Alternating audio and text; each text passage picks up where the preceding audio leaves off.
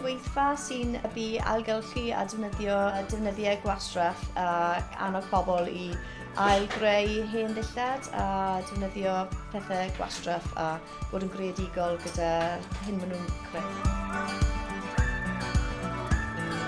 Wedi bod yn gweithio gyda grwpiau hunan sy'n cael ei dysgu o gatre. Mae'r disgyblion wedi bod yn dod o ystod eang o cartrefi gwahanol yn yr ardal.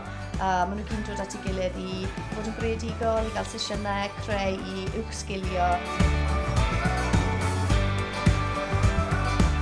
Prynawn mae Deborah Drake o'r Great British Sewing Bee yn dod at ni mewn cysylltiad byw ar y we i gael sgwrs gyda disgyblion mae'r prynawn jyst am winio a beth oedd y profiad fel o bod ar y Sewing Bee.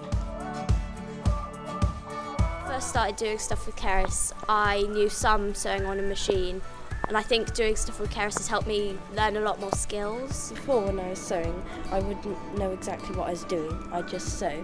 But now I actually know where I'm supposed to pin it exactly, and I can kind of think of the design in my head now. Dwi'n credu mae lot o'r bobl ifanc sy'n dod at ni, maen nhw'n cael eu dysgu gatre, felly jyst dim fath o rwydwaith cymdeithasol eang iawn gyda nhw. Felly maen nhw'n dod at ni, maen nhw wedi creu rwydwaith o ffrindiau newydd, maen nhw ddim wedi dod o draws yn eu bywyd arferol. Maen nhw wedi creu perthnasau ffrindiau newydd sydd wedi bod yn gynhaliol i iechyd meddwl.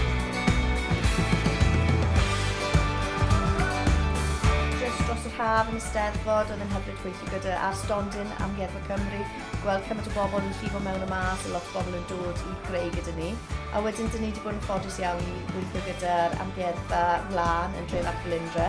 Mae'n ystafell waith hyfryd fan hyn, mae'r staff gyd yn gefnogol iawn, a dyn ni wedi cael amser arbennig jyst yn dod at ei gilydd fan hyn i greu lot o bethau newydd.